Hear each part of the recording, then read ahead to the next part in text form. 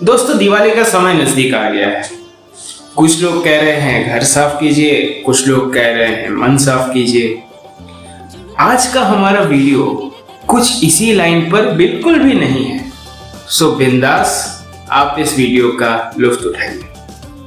दोस्तों, अगर हम भारत के सांस्कृतिक धरोहर की बात करें तो वो बहुत गहरा और बहुत विशाल है। हमारे वेद, हमारे उपनिषद, हमारे शास्त्र और न जाने किन किन चीजों ने विश्व और भारत के लोगों को समय समय पर एक राह दिखाई है। हमारे यहाँ पर ऐसे बड़े मेधावी राजा रह चुके हैं जिनकी जीवन की जो कहानी है उससे हमको बहुत सारी इंस्पिरेशन मिलती है।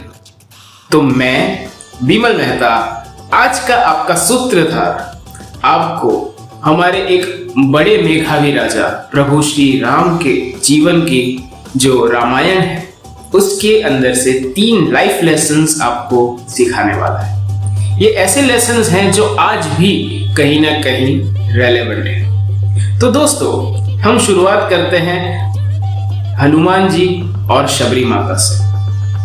हनुमान जी और शबरी माता अगर देखने जाएं तो श्री राम के मुकाबले कहीं नहीं टिकते थे, लेकिन दोनों के द्वारा जो प्रेम प्रभु श्री राम को मिला उसको प्रभु श्री राम ने ना ही सिर्फ शहर स्वीकार किया पर उनको भी सामने से उतना ही प्रेम, उतना ही लगाव और उतनी ही रिस्पेक्ट उनको दी।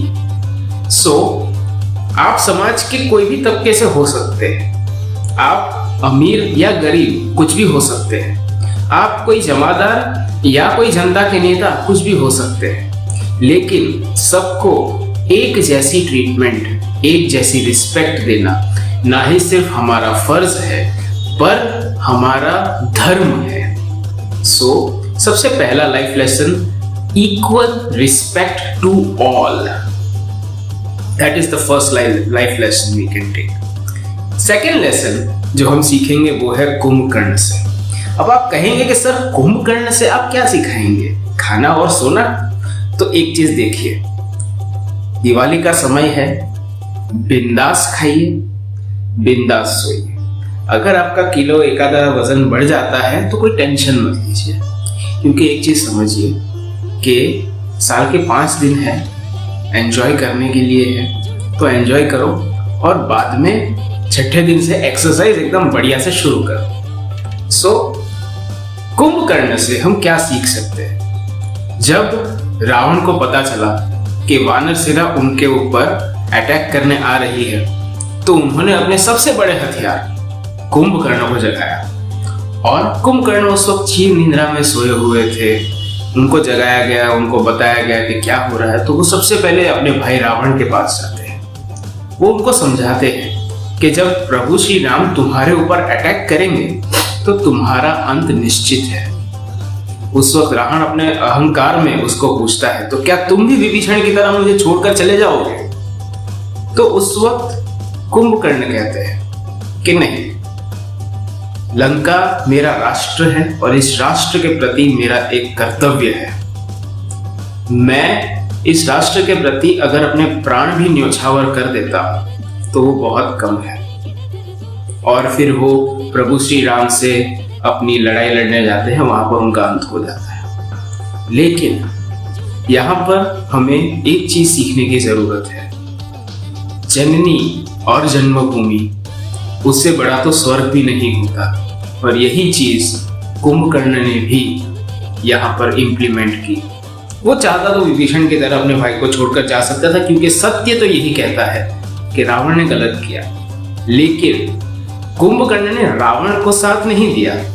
उसने अपनी जन्मभूमि, अपनी कर्म भूमि के लिए अपने प्राण न्यौछावर किए। तो हमारी जो जननी और जन्मभूमि दोनों हैं, उनकी सुरक्षा करना आज हमारा सबसे बड़ा कर्तव्य है।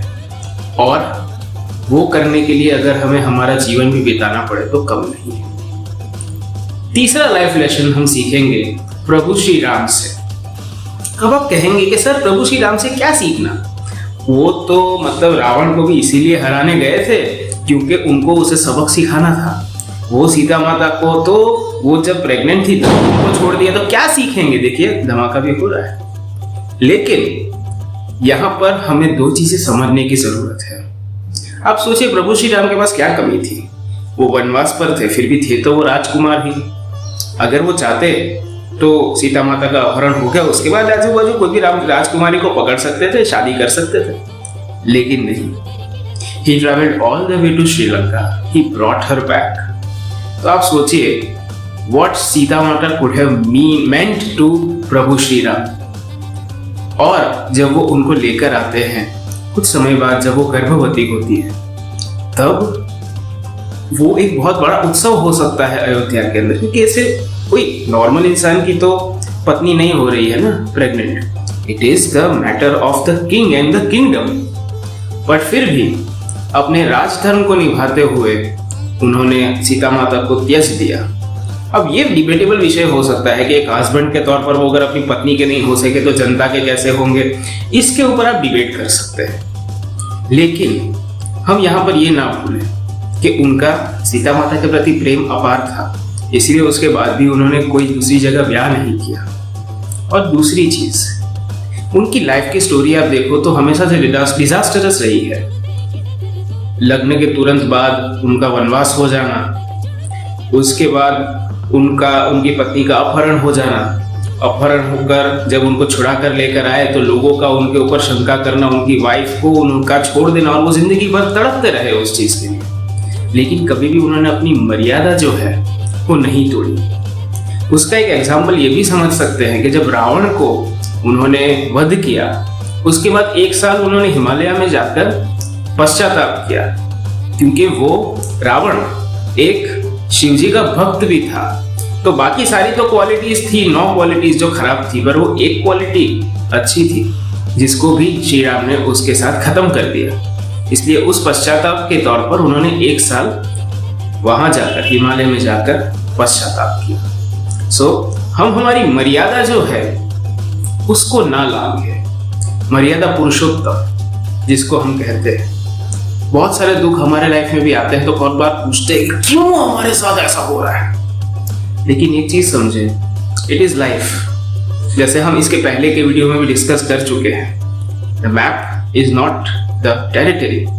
सो कई बार लाइफ हमें अनएक्सपेक्टेड चीजें देती है, अच्छी तो बुरी भी देती है, पर दोनों को एक्सेप्ट करना हमारा धर्म है, उसको आगे बढ़ाना हमारा कर्तव्य है। सो माय फ्रेंड्स, आशा है कि मेरे इस थोड़े से लंबे वीडियो में आपको अच्छे लाइफ लेसन्स मिले होंगे।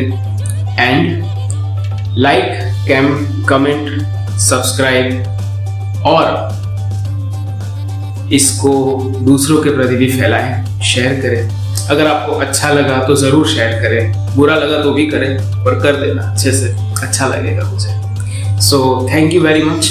दिवाली का समय है, बिंदास पटाखे फोड़िए, खाइए, पिए, ऐश कीजिए।